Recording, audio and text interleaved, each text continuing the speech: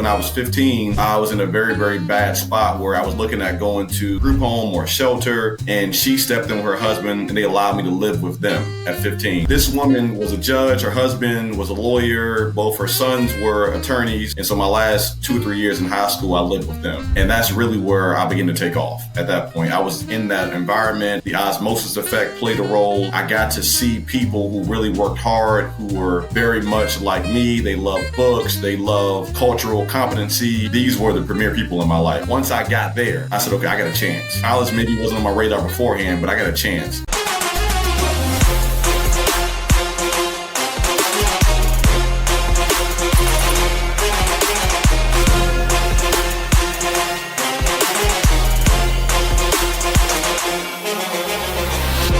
All right, welcome to another just incredible addition to the Journey to Freedom podcast. And I'm Dr. B. I am your host here, and I'm excited today. It has just been one of those days. It's raining outside right now. It's, got my workout in, all the wonderful things that I wanted to get done today. But, one of the things I've been looking forward to all day is having this conversation with Dante. And so, when I think of the Journey to Freedom, Dante, I was able to take in January, 18 Black men to do a civil rights tour in Alabama. And there'd only been out of the 18 men, because we're mostly from the West Coast and don't spend time in the South, had never even been to Alabama. And so, I went last year, so this is my second trip. But just starting to think about our world and where we live in right now and all the things. And I felt like I went back in time. I felt like I was in Birmingham and we're doing a tour. And I'm like, this feels like the 1970s. Now, I was a little kid. I was born in 65. So 1970, I was, 5 years old. But I saw stuff on TV, the things that we studied in school. It's one thing to study in school. It's one thing to see the movie Selma. It's another thing to walk over to Pettus Bridge after seeing Selma and going, oh my gosh, this stuff really happened here.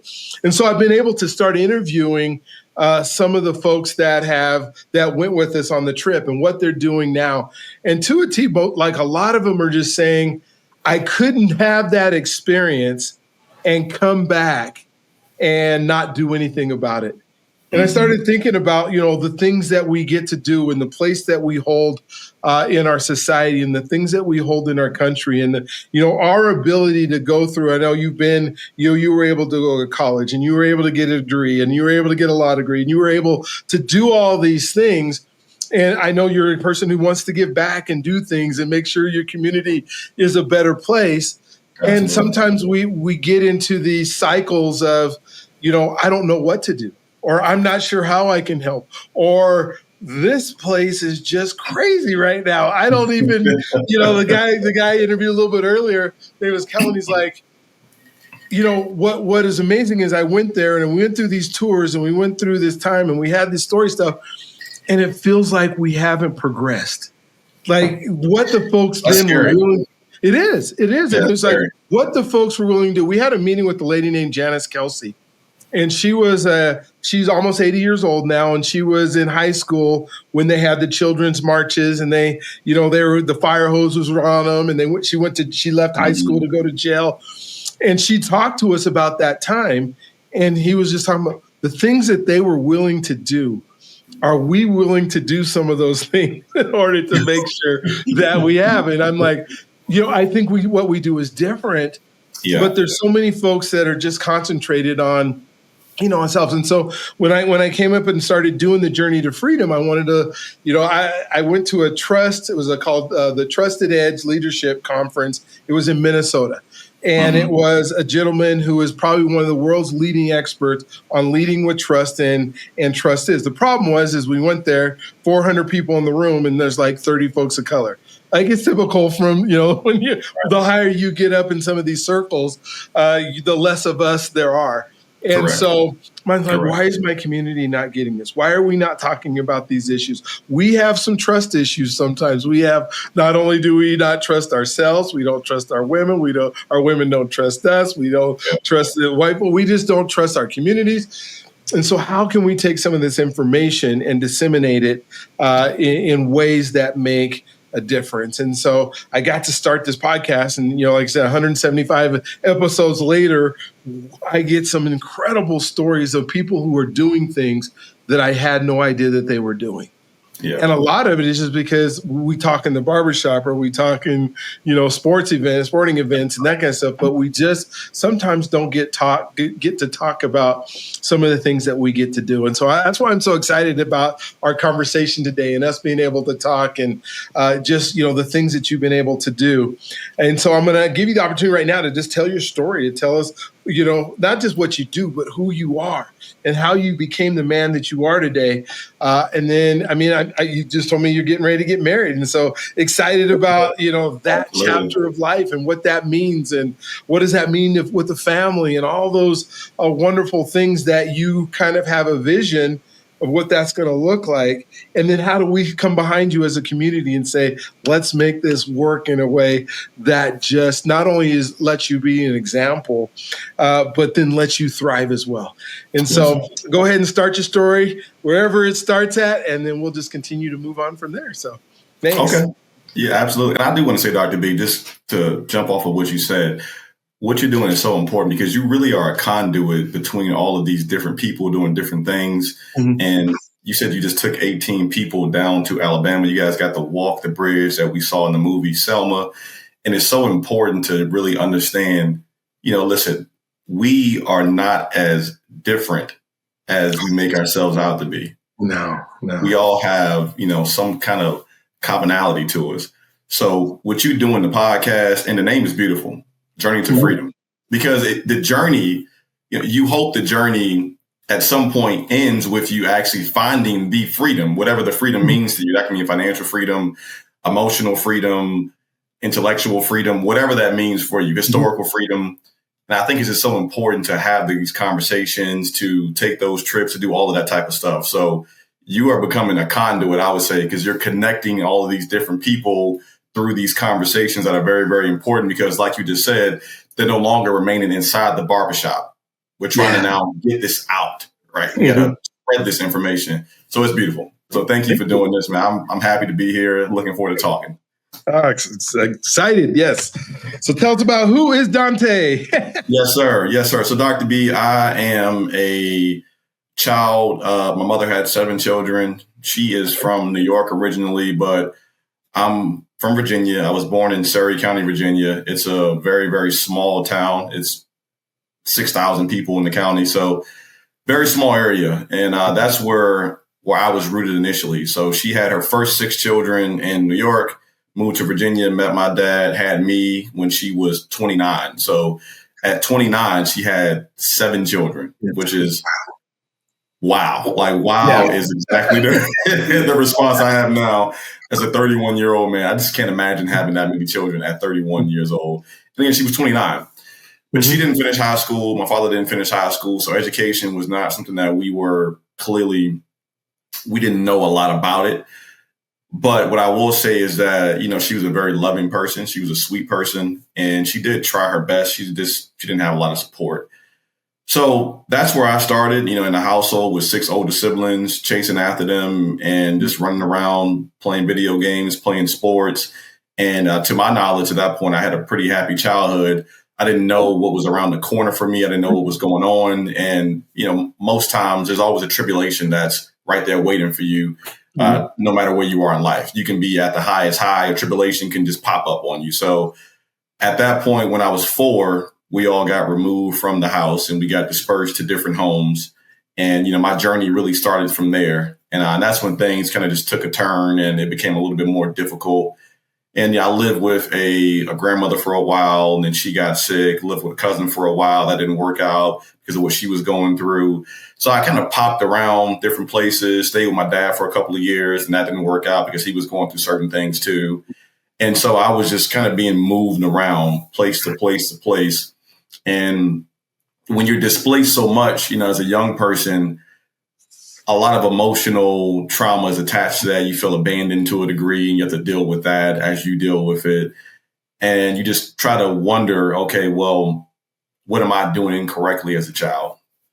So that was my start, and the journey kind of went from there, and we can dig more into that. But I eventually went to college, got a bachelor's degree. I went to law school, got a law degree, and I passed the bar examination, which is what you have to take to become a licensed attorney. And I just kind of went from there, and I kept going. And there's a lot in between that, but that's the bird's eye view of it. Hey, it's Dr. B, and let me ask you something just here real quick. Are you tired of doing the same thing over and over and not getting the results you want? Are you serious about making some changes this year that will impact you in a huge way? Maybe you're putting out content right now and it's not turning into customers, or maybe you're uploading videos, but you're not sure why or how it's even gonna help. I've seen a lot of people that are making a whole bunch of cold calls to the wrong people, and no one's answering. No one wants to talk to you. It might just be that you're just doing what you've been doing and crossing your fingers, hoping it finally works this year. But let me tell you what, that is not a strategy, and it will continue not to work. That's why I created the Podcasting Challenge, and it's coming up fast. In just a few days, I'm going to walk you through the mindset, the tool set, and the skill set you need to create a powerful podcast. That's right, a podcast. You won't believe what a podcast can do. One that builds real value and creates new clients. And if you grab a VIP ticket, you'll get to join me for a daily Zoom Q&A sessions where I'll personally answer your questions and help you tailor everything to your goals. This is your moment. This is your year. Go to thepodcastingchallenge.com right now and save your seat. The link is in the show notes and the description. Thank you for watching these podcasts. Now let's get back to the conversation. Oh my gosh. Wow, so much to unpack there. A lot to unpack. Oh my God! And you're 31, so Yes, like sir. I said, I was born in the '60s, and so I have 8 children. And out of the That's my 8 amazing. children that I have, my oldest is 36. He works for Wow. Pixar. I have a 35-year-old. My youngest is 29. So you would fit right in the middle of Right in the middle.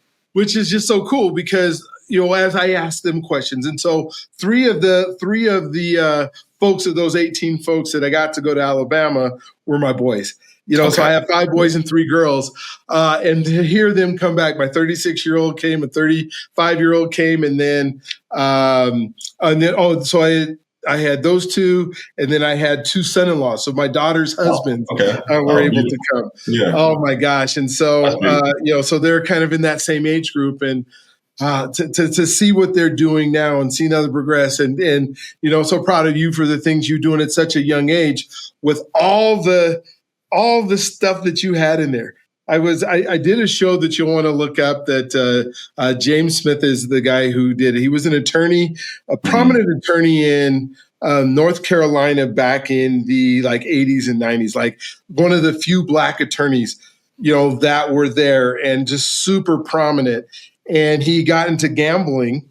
And he said, I'm gonna kill myself. And so he goes and sits down at a desk, and he has his 20, he's gonna shoot himself in the head, looks across the street, sees a bank, and decides, instead of killing myself, I'm gonna go rob the bank. The lesser of 2 evils, huh? Yeah. So he's driving home from the bank, and he gets pulled over because he's driving erratically. And the policeman says, Mr. James, you need to slow down. You need to calm down, because they all know he's the attorney, right? So they let him go. He gets pulled over again. They let him go again, goes home, and they finally realize he's the one who robbed the bank.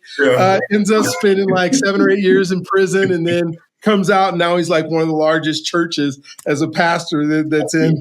But just to think of the things that we go through and the struggles that can still turn into these amazing things. Wow. Yeah. So I would love to kind of just, if you can unpack your identity during this time, because that's got to be, when I think of somebody who's being displaced, or all these different schools you're going to, and all these different friends that you're going to, living with different relatives, how does that impact the identity? If you think back to your identity as a child and going through this, was there something that was constant that said, I have this to achieve? Or you went to college, and which probably didn't seem likely.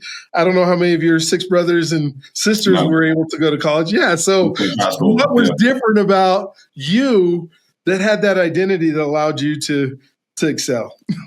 I don't necessarily know if there's a there's just one answer to a Dr. B. But what I will tell you is that at a very early age, I cared so much about academia and I cared about reading a whole lot. So when I was 9, they put me into like the local paper because I read over 200 books when I was in 4th grade. I was just an avid reader. As a matter of fact, I can pull the thing for you right here. Yeah, this is what they did when I was in 4th grade. Wow. So I cared so much about reading in academia, and I was a very competitive person. You know, I knew at that point, they said, oh, well, hey, Dante, this is the record for the last child who read this many books. If you read this many, you can break this record. And I just went all for it. So I cared about grades. I cared about competition. I like sports. And that's kind of how I developed who I was as a person. I just held on to that. No matter where I went, I always made friends. I could fit in pretty well. You know, if you're smart and you can play sports and you got a nice personality, you're going to be okay pretty much in life. You'll be all right. So I was always fine. I had no problems making friends. I still have great friends from all these different areas where I live. But I cared so much about sports and academia, and I just wanted to be competent. I just cared about being competent. That's all I cared about. And so I knew if I stuck with that, you can drop someone like me into different atmospheres. But if I can just adapt to the atmosphere and I care about being a competent person, I think I would be okay. And that's really what I cared about. Wow. What's so amazing about that? Because if success leaves clues, and, you know, through my life, you try to find people that are successful. And it has all come down to, I think, one of the number one traits of a successful person is who you associate with, who you hang around.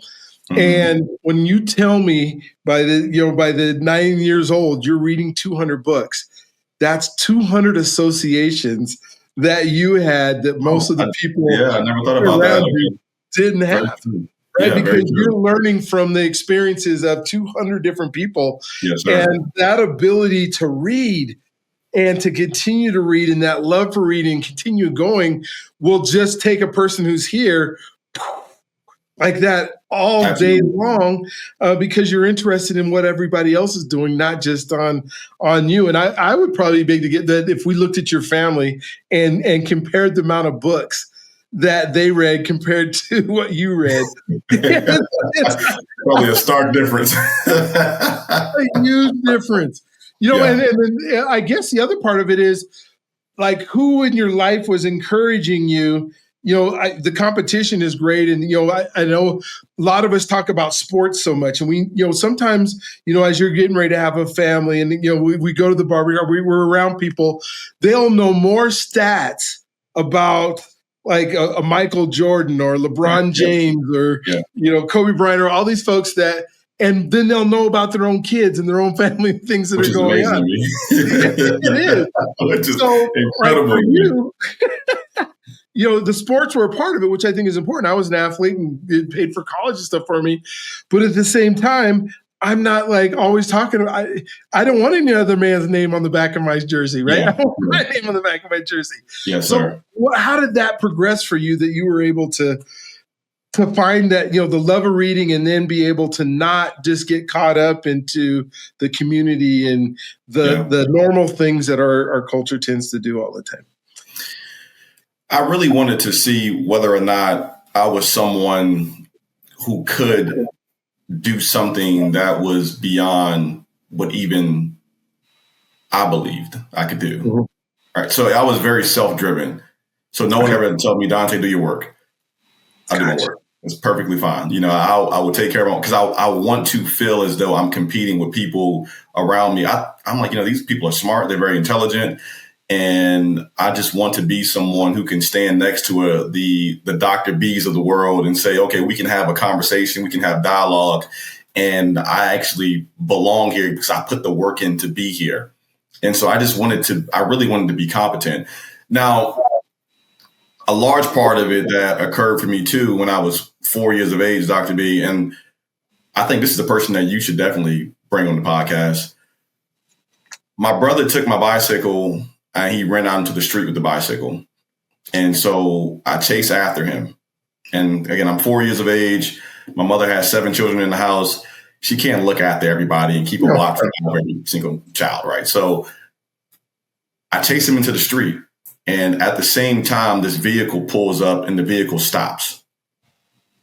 And this woman gets out. And almost like a halo was over her head, I swear. and then she pushes back into the yard and she says, "Ma'am, your kids are out here playing in the street. You should really keep your eyes on them." So, "Oh, I have 7 kids. I'm sorry. I'm trying. And that woman happened to be a judge, the black woman. She was a judge. And so from there, she goes and she buys this big van to start transporting us to the skating rink and the swimming pool and football games, just spending time with us. And it was incredible because I said, "Who is this woman and why is she doing all of this? Is she a distant cousin? Like, who is she to us?" And we had no blood relation. But this woman was a judge. Her husband was a lawyer. Both her sons were attorneys. And so we developed this bond at that age, and it just kind of took off from there. And we kept in touch later on in life. And when I was 15, I was in a very, very bad spot where I was looking at going to a group home or a shelter. And she stepped in with her husband and they allowed me to live with them at 15. And so my last 2 or 3 years in high school, I lived with them. And that's really where I began to take off at that point. I was in that environment. The osmosis effect played a role. And I got to see people who really worked hard, who were very much like me. They love books. They love cultural competency. I mean, these were the premier people in my life. I thought they were amazing. They are still amazing. So that's really where, once I got there, I said, okay, I got a chance. I got a chance now. College maybe wasn't on my radar beforehand, but I got a chance. And she's from Louisiana, Baton Rouge. And she moved to Virginia after she finished law school at LSU. Then she lived in DC for a little while. Then she came to Virginia, met her husband. And she's like a historical woman out here. She was the first Black judge in a certain area in Virginia. She was the first Black elected Commonwealth attorney, which is a prosecutor in a certain area in Virginia.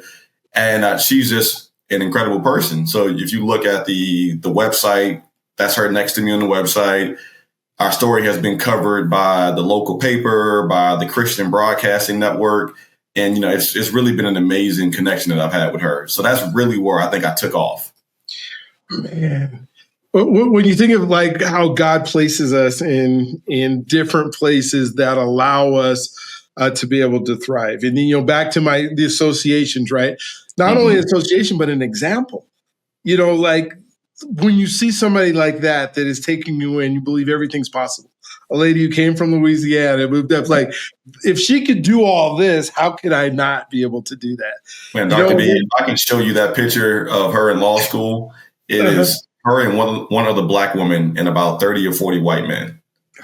There's no Black men there. It's just 2 Black women and about 30 or 40 white men. And she had to go through all of that. So please continue. I just want to tell you. Yeah, when she did it in the time in our country, in Louisiana, in the South. Yeah. Oh, man. Yeah, I can't wait to interview her. She'll have me on the podcast. She's phenomenal. But then also just thinking about the experiences is that other part. When success leaves clues, you think of the experiences that you were able to now have as a result of you running out into the street that you wouldn't have had. Like how many of us get to end up going to the swimming pool and learning how to swim and learning how to do, and putting up in a van and probably going to museums, all kind of things that sounds like in your world, as your mom was doing the best that she could, that those things would not have happened. Those things would not have been part of your trajectory into where you're at. And just to realize that if we can create experiences, if we can create examples, if we can be those examples and be those experiences and help people with those associations, what an amazing. So you take off, you now, you have an example. She lets you live with her. You're still reading, you're meeting new people, and you decide to go to college. Did you already know that you wanted to be an attorney? Was it because of maybe her, or was it just that was something you thought, hey, this is what I'm going to go do? I mean, did you know that when you went to college, or you found that out? No. No, Dr. B. So again, I was at that point, I said, well, I actually got here. I got in, I'm here, I'm doing fine. But in my mind, I thought my luck would run out at some point because I had been so unlucky early on in life, and so much had happened. And so I said, okay, well, at some point, something's going to happen. Like maybe I won't make it through college. Maybe I will somehow flunk out. I don't know. Something's going to happen. And so this is not going to work out for me. But then I get there and I thrive. I do very well in college. And I get to my senior year and I said, oh, hey, listen, I'm going to take the LSAT. He says, okay, go for it. I said, I'm going to do it, really? He says, okay, you should definitely do it. Go for it. I said, I'm going to apply to Howard University because that's where your son went. That's where I'm going to go. He says, okay, you can get in, Dante. You're brilliant. You're going to be fine. Go ahead and do it. Wow. And so I signed up for this LSAT class, and it was like every Tuesday from 6 p.m. to 10 p.m. Very boring, very mundane, but necessary. Yeah. Good professor. And so I take the LSAT, and I do well, and I get into maybe 10 or 11 law schools, and Howard's one of them. Didn't choose Howard, but Howard was the first one that accepted me. And I was very happy about that. I felt good. Like I felt that, okay, wow, I got into the same law school as one of her sons. This feels great. And I chose to go to law school at North Carolina Central in Durham, North Carolina. And I had a great experience there. I made some really, really great friends that I love to death. And it just went from there. Now, when I got into law school, the first week is called Law School 101. It's the orientation to get you comfortable, if that's even the word you can use it with law school. Maybe to acclimate you to what law school is. Gotcha. And I recall the older students and the professor saying, a third of your class is not going to make it through the first year. Wow. And we had 180 people. And they were not at all incorrect. After the first year, we lost roughly about 60 people, about a third of the class. What? And I recall saying, okay, you know what? Here is where I finally tap out. This is probably going to be it, right? But even me getting here is so beyond belief that if it does not work out, I don't think they would be disappointed in me. So that was my mind for like the first half of the year. But I did fine. I did well, actually. I finished with honors. I did perfectly fine. Perfectly fine. And so now I begin to be convinced that, okay, this is no longer luck. There's probably maybe some luck into how you met this woman, but this has to be some level of destiny that was driven by God or divine intervention, because you got here and you didn't struggle your way through. You actually did very well, and you're doing very well. And it was not what you thought. I thought it'd be an insurmountable mountain that I just could not even begin to think about summiting, but that wasn't the case. It was challenging, very challenging, but I did well. I had good support, good friends. So that's where that came from. Yeah. Well, somebody who reads 200 books when they're 9 years old has a better opportunity. And I'm thinking probably close to 1,000 books by the time you're at this point where you're. I kept going. Yeah, I kept going. I still read. I love it. Yeah. Oh my gosh. And so you make it through law school, and then you decide this is what I want to do. So now your undergraduate degree, what was that in? Criminal justice. So criminal justice. So you were in the law enforcement, criminal justice side of the world, saying, okay, I'm going to go to law school. I'm going to become an attorney. What kind of attorney did you decide what kind of attorney are you, I guess? So I do criminal defense. And before this, I was a prosecutor. Yes, sir. Okay. So I do all criminal. Well, I do mostly criminal law.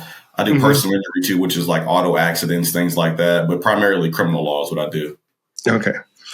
Gotcha. And what is, like, now that you went back to Virginia, so you left North Carolina, got done with school, said, I'm not hanging out in North Carolina for the rest of I'm going back home. What has life been like since you've graduated, and now you're an attorney, and now you're working, and I know you probably have many other goals and dreams. I mean, you're 31, so there's got to be a set thought or things you want to achieve. What does that look like for you?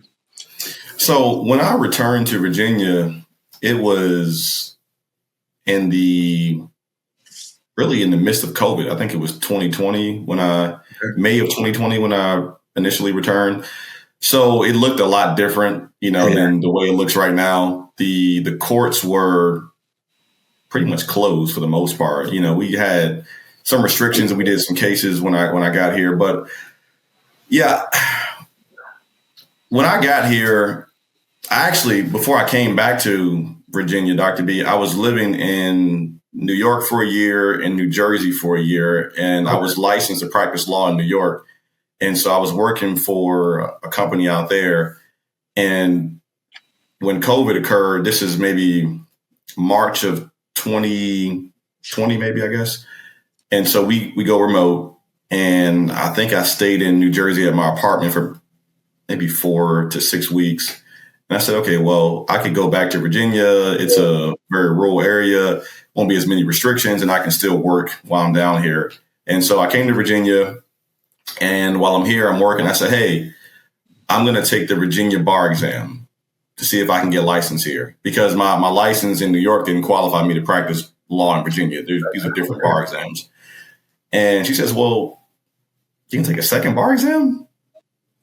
And I said, well, if I don't pass it, I'll just go back to New Jersey. I'm fine. I'm fine. I said, but if I do pass, then now I have an option and a choice to make to see whether or not I actually want to return to Virginia and try to build on the legacy that you all have left here. And so that was my primary goal. And so I signed up, I studied, and I passed. And, she cried the day that I passed Virginia, because it was like, okay, I have a son that's now coming back to Virginia to actually be an attorney.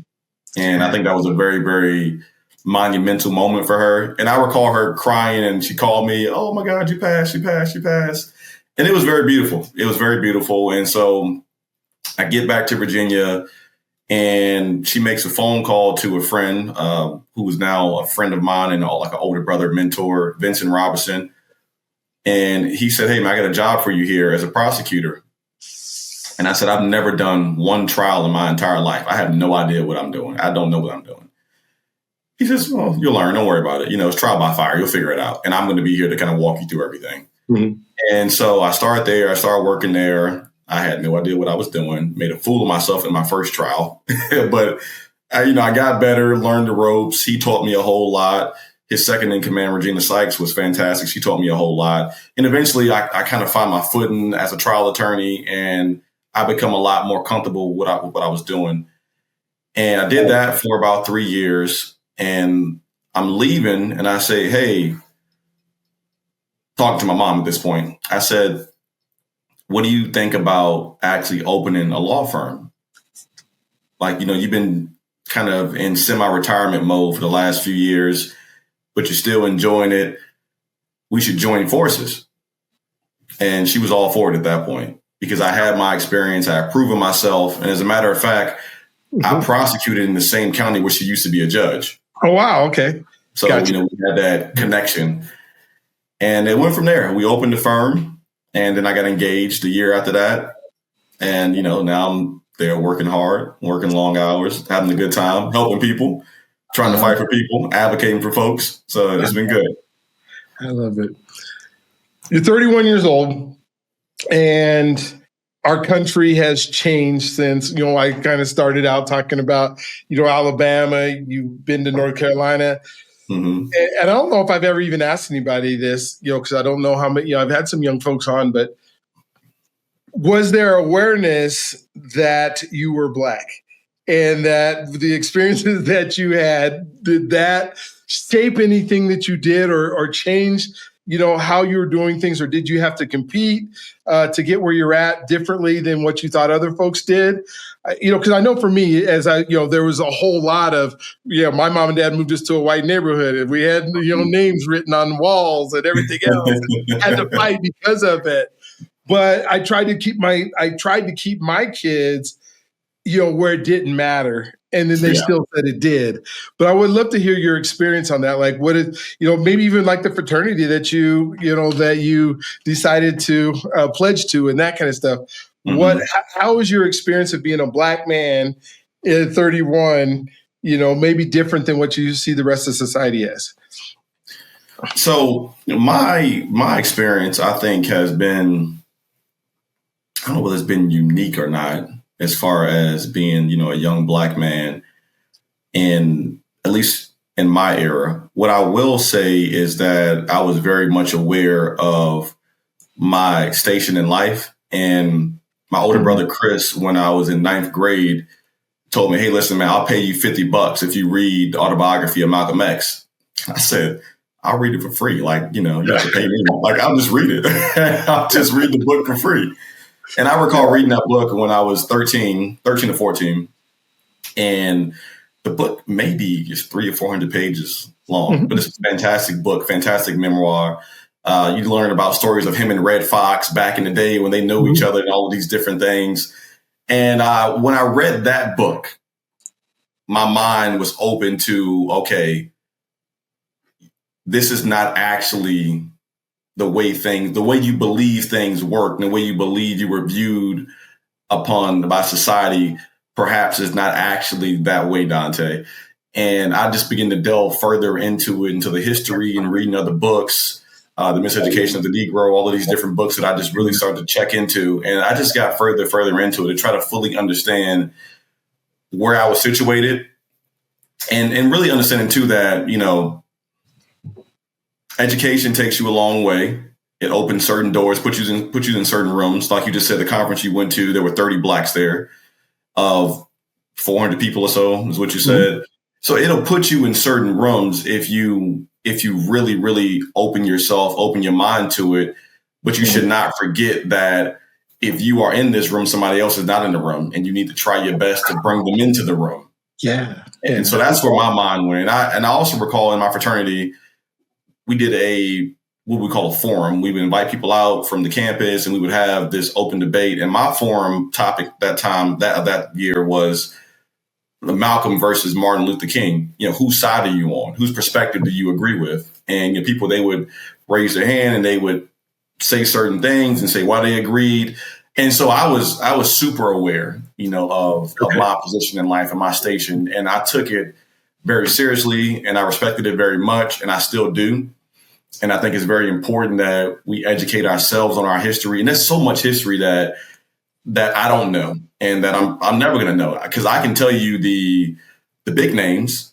I can give you the Martins and the Malcolms and people like that, but there are so many that I don't know about, and I should know about.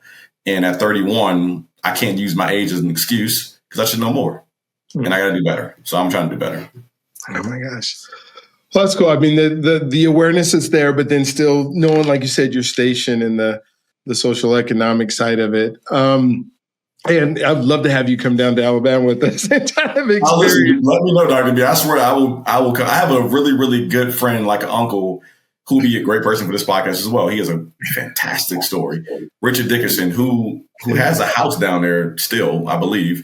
And he knows all about Alabama. This guy has experience in politics that go way back to the 80s and stuff. And so, he and I, we just sit back and we talk about all of this stuff, have a good conversation.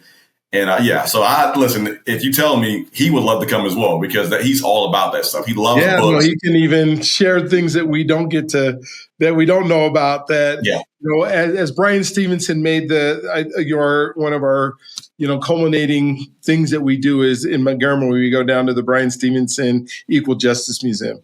And, that is just an experience that, and you live in Virginia, so you've probably been to the African American Museum that's in Washington, D.C. Yeah. But there's nothing like the Equal Justice Museum. I've been to both. Is it blowing out the park? The DC? The African American Museum is good, but it doesn't put you into the South in the 1900s where slavery was prevalent. It talks about it, but the Equal Justice Museum makes you feel like you're there. Like you walk through there and go, oh my God, this is for real. They have a video of Emmett Till and all the things that went on there. And then so it goes through the stages of like the African American slave trade, and then it ends up with mass incarceration. So you literally sit down at like the glass where you pick up a phone, and then there's an inmate. I mean, it's a video of an inmate that talks to you about him being incarcerated and what he went through and all that. So, Wow. Yeah. Wow. It is. That's deep, Yeah. man. Wow. And then there's a time we go down to Selma, we go over the Pettus Bridge, and then we're in Birmingham, and we're going through all where the bombings were. And I mean, it's just, it is. It's one of those things that everybody, all of us, should do at one point in our lives. I would love to make that trip. When you think about like health, I can tell that you care about your health and the things that make that. What are some of the things that you do that allow you to have the energy to be able to do and work and spend all these hours trying to help people? And there's so many of us. They say our average age is like 72. I hope it's a lot longer because I'm 60 now. I hope I live a lot longer than 12 years. You got 40 or 50 years, Dr. Yeah, my dad is 86 and he's still running in track meets, so I feel pretty good about it. What are some of the things, because our culture sometimes doesn't do enough to stay healthy? What are some things that you've done? I think one of the first things that I had to tell myself, and I had to really make myself adhere to this principle, is that you really need to get sleep. I mean, that's the bedrock of it all. You need to get 6, 7, 8 hours. Get some sleep, number one, because during that process, all of this deep healing occurs at a very, very cellular level. Yeah. So that's the first thing. Try to get some sleep. I know we want to live in the culture where it's hustle culture, and you want to work 24/7, and we just can't do that. I work a lot of hours. I certainly do, but only because I sleep at least 6 to 7 hours most nights. Okay. So if I can get 14 hours of work in, then that's a pretty good day for me. I really like doing stuff like that, but I can't do it without sleep. That's the first thing. The second thing I would say is that keep it simple. Just keep it simple. People want to adhere to all of these different diet programs and workout regimens, and it's very complicated. On this day, I do 25 different workouts, and on the next day I do 17 workouts. I'm gonna add 3 more on the Wednesday. It's you just keep it simple. Go outside and just go for a light run. Go for a walk. Walk with your partner. Just do simple stuff. Activity is the most important thing. Constant activity, I would say, is the most important thing. Stagnation, being still for too long, is obviously going to be a killer, because it's a silent killer. In our community, we have hypertension, high blood pressure, we have all diabetes. I mean, we are pretty much predisposed to those disorders. Mm-hmm. So I would say, as far as your workouts, just keep it simple. Say, hey, I'm going to go for a 30-minute walk today. Hey, I'm going to go and, just move a few free weights, do a couple of the machines, maybe jump on the elliptical or jump on the bike, do a few minutes there, enough where it's sustainable. And you're making this gradual progress. But we have a hard time with gradual progress. We say, listen, I got to jump from here to the moon. Yeah. And if I miss the stars, I don't care. I just want to hit the moon. The stars are also nice. Like, don't forget about those. Yeah. Clouds are nice. The stars are nice. The air up there is probably a little bit more thin, but it's still nice. You try to enjoy it at different levels. Yeah. I say, so I just keep it very simple, Dr. B. I will go for 30-minute jog, maybe do some push-ups, maybe do some pull-ups sometimes. Mm-hmm. I'll just go walk sometimes. I'll go and do calisthenics, just regular. I do regular stuff. I don't do anything that's very complicated. I just try to be consistent with it. That's it. And I don't do the best. I try to do very well and be very disciplined as far as my eating. And I do well for the most part, but I got my vices. I like ice cream. Love ice cream. Can't get over it. I like apple pie. Just can't get over it. So it's just certain stuff that you really enjoy. If you come from like a certain type of household, and again, the woman that I was with, she's from Louisiana, and she can cook. Ooh, I bet. I bet. Fried chicken, all the good. We had some yesterday here for Memorial Day, so she can make some good stuff, man. But I just say, health wise, keep it simple as far as your workouts. Be aware. Get a blood pressure monitor. Just be aware. Take some supplements. Take omega-3s for your heart, fish oil. Take multivitamins if you're a man or a woman. But keep it. Don't try to overdo it. You can add things into your regimen as you go along, but don't say, hey, I got to go buy every single piece of workout gear just go buy a pair of shoes. Shoes work just fine. They're just fine. Absolutely. And to see where you go from there. Get your checkups. You gotta get screenings at certain ages. Be on top of that, because we know that prostate cancer is a major issue for Black men. I guess maybe men in general, but I know certainly it is for us. Certainly Black men, yeah, absolutely. So get your screenings. Go get your blood work done a couple times a year, and just see what's going on inside your body, and just don't ignore your temple, because this is a vehicle and it's temporary. We got to be here as long as it allows us to be here. So just do a little bit to help it. Get your oil change every so often. That's what I say. Yeah, I love it. This question is it's good. It's going to be fun to ask, because it's you're not there yet. You haven't been married yet. You haven't been, you don't have the family and all the dynamics that go into it yet. But you've seen a lot of examples of what seems to work, what doesn't work, what makes it hard, what makes it easy. You've seen, relationships like I was doing a podcast on Sundays. It was called Why Love Wait.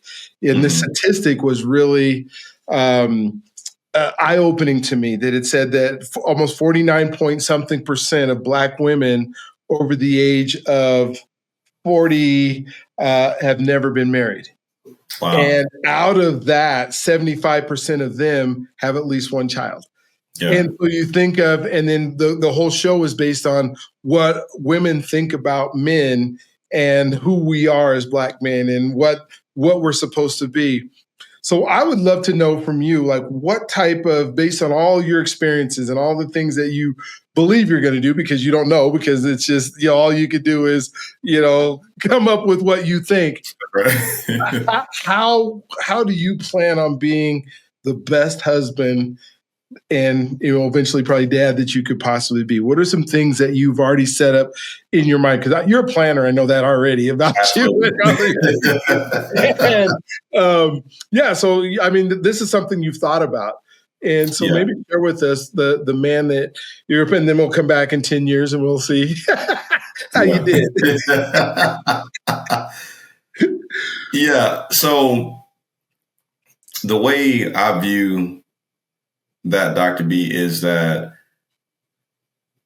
I have got to absolutely conquer who I am as a person to be what they need me to be. Yeah. So not that I'm going to be invulnerable, because that's impossible. Yeah. But I need to have such a strong foundation in who I am emotionally, physically, financially, that whenever things begin to sway, they can just fall back on me, and maybe I'll bend, but I'm not going to break. Because again, I'm not invulnerable. I'm not God. I'm not invincible. But I need to be very steadfast in who I am for them. And if I do that, then I think we're going to be fine. And by that, I mean making responsible decisions when it comes to our finances, when it comes to the way that I am towards my fiance, when it comes to her emotional well-being and being someone that's available for her to talk to and things of that nature, to vent to. And eventually when we have children, it'll be that as well when it comes to them.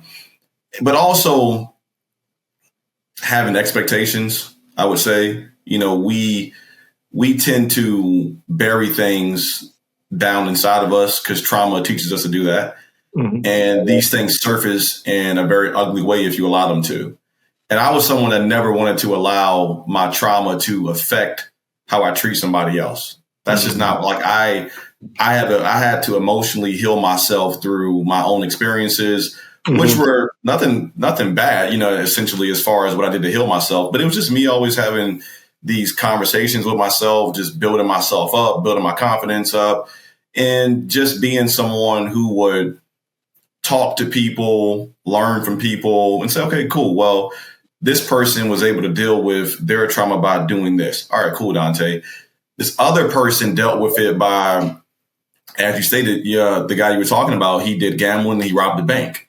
That was his trauma extracting itself from his body and saying, okay, this is how we're going to act it out. And that's the absolute wrong way to do it. And it's nothing to be ashamed of if you do those things. And, don't rob a bank, obviously. But people live in shame whenever they do things that they're not proud of because, trauma leads them to that. But I think their mistakes are not there. Our mistakes. I make mistakes too. Our mistakes qualify us to help other people. And so having that mindset, and from my opinion, my perspective, is how I'm going to be able to be the person that my wife and eventual children need me to be. And that's how I go about what I do in life. That's how I carry myself. That's what I believe in. And, it's working so far. And again, I make mistakes. I don't make all the best decisions every single time, but I try to be very, very logical in my choices and make sure I'm not impacting anybody negatively whenever I make a choice. Wow. Yesterday I was able to interview a submarine captain, whatever they are, Cool. that spent 8 years on a boat and all the days. And but he's put together these leadership things, and one of them is leadership inside of a family. And I guess whatever they did in the Navy that said this is our mission, it was a one page, and taking strategic plans and putting it all into one page. But one of the keys, and this would be some of the advice that I would give you, is he said, I came back and then I got married. So he wasn't married when he was on the sub because he said he didn't want to be away for 10 months and then come back and, like other people trying to visit their families. Yeah. But he said the thing that professionals do is we work so hard at what we do and we get involved in what we do that we say that our family is our priority, but what our actions show is not that. It's that call that comes at 7:00 at night and you're trying to, work through something with, a client or somebody who's there because it's important and it's life and death for them and that kind of stuff. And then, you do that once and then you do it again and then you do it again. And pretty soon your wife's looking at you and like, I'm here, help, I would love you to spend time with me instead of spending that 10 minutes and saying you're going to have to wait till tomorrow, or you're going to have to wait till then. And it's just being congruent. I think I went to a Tony Robbins thing one time and he said the most powerful force in the universe is being congruent with the identity that you hold for yourself.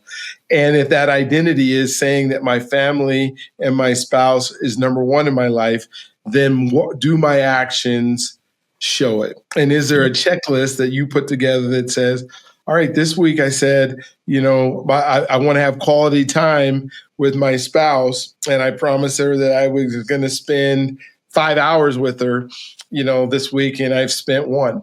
What do I need to do next week to either make up for that or just put that 5 hours in and don't let those continue to add up and have those balances and checks.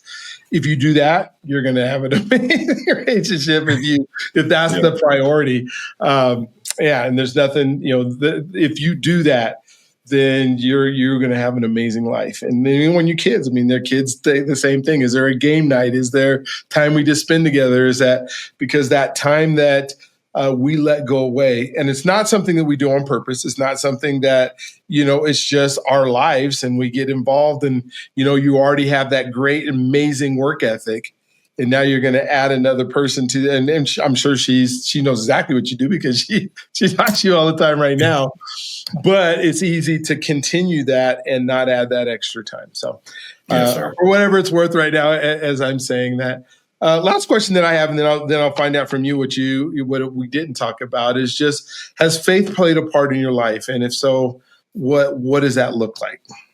Certainly. So to take everybody back to that day where I met Judge Gamal Poindexter, I always say if she had driven by 5 seconds earlier or maybe a few seconds later, we never meet. And perhaps I never become who I am. Maybe I become something. Or maybe I become someone who is also just another person, who fell to the system, fell victim to societal influences, neighborhood influences, all that impact that young Black men have to experience and try to overcome. Mm-hmm. So I always ask, well, why was I selected?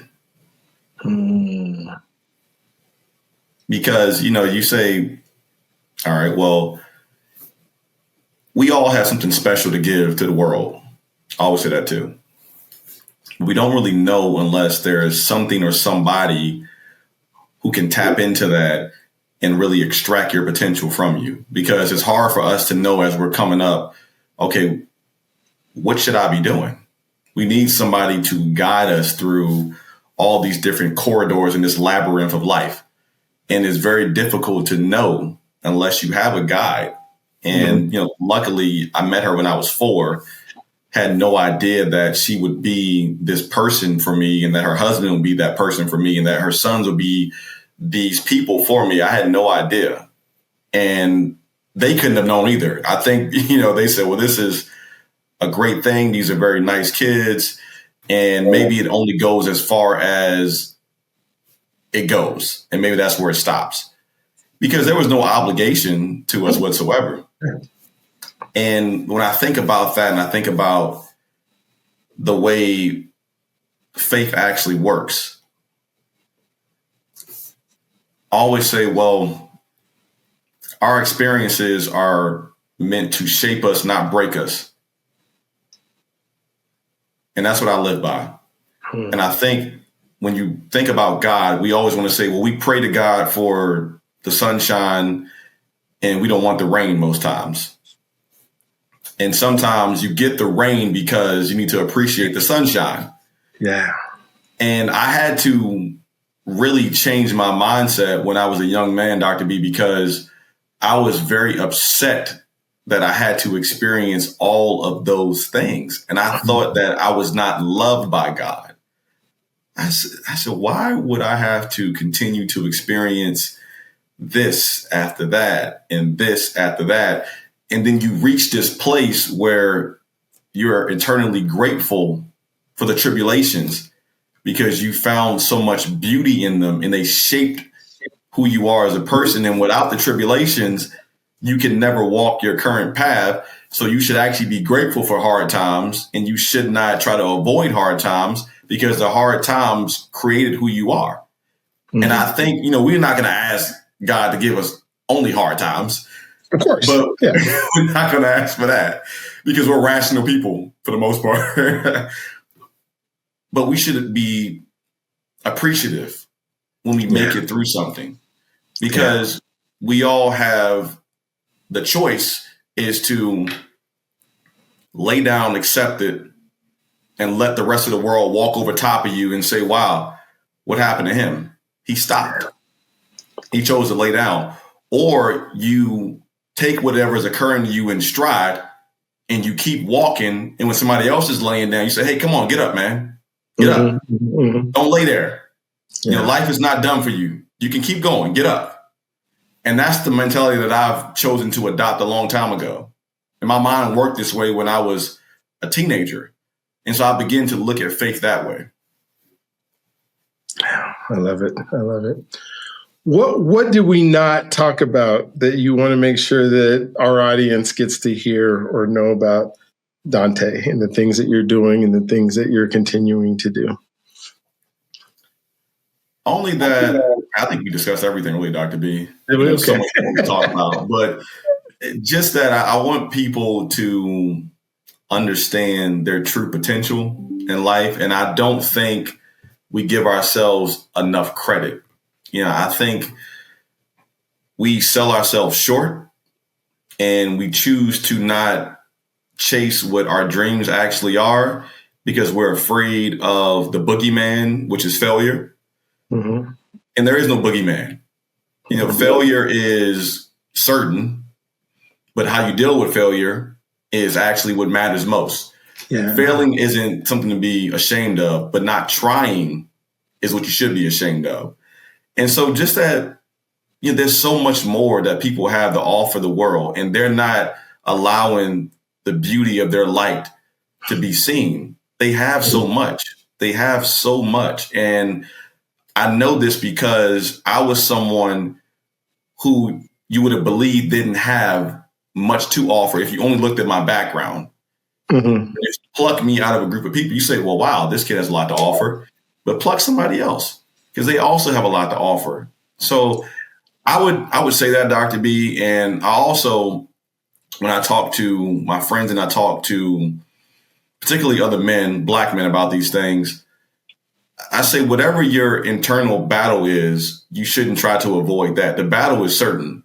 Mm-hmm. So you really can't avoid it, whether it's an internal battle, whether it's a psychological battle, whether it's a financial, physical battle. The battle cannot be avoided. So you may as well go ahead and embrace the battle and try to find the best weapon to use during the battle.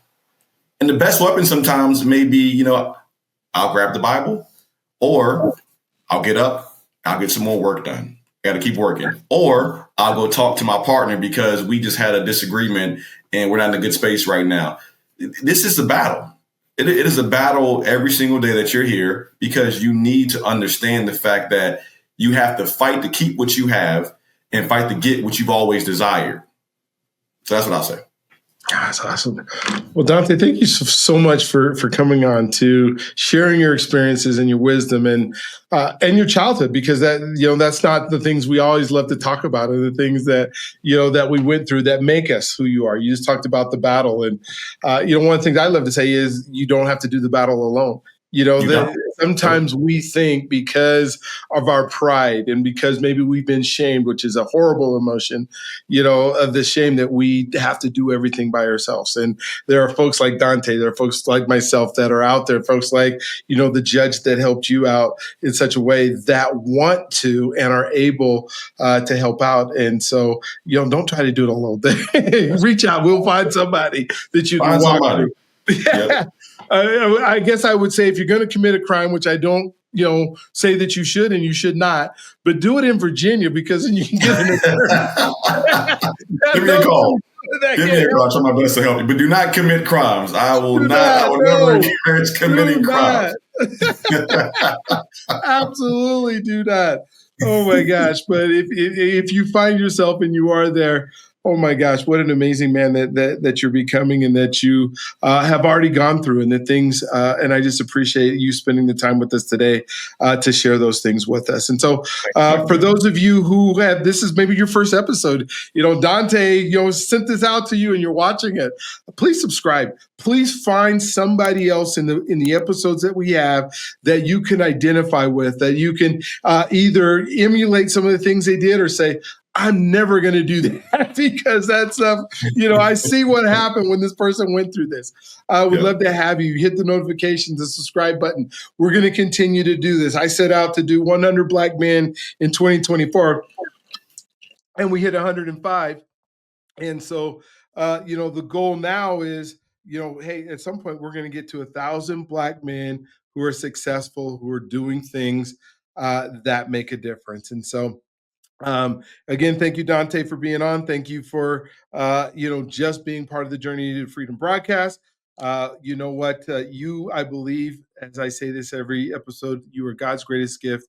He loves you if you allow him to, and we'll look forward to seeing you on the next one. You guys have an amazing, awesome, just incredible rest of your day.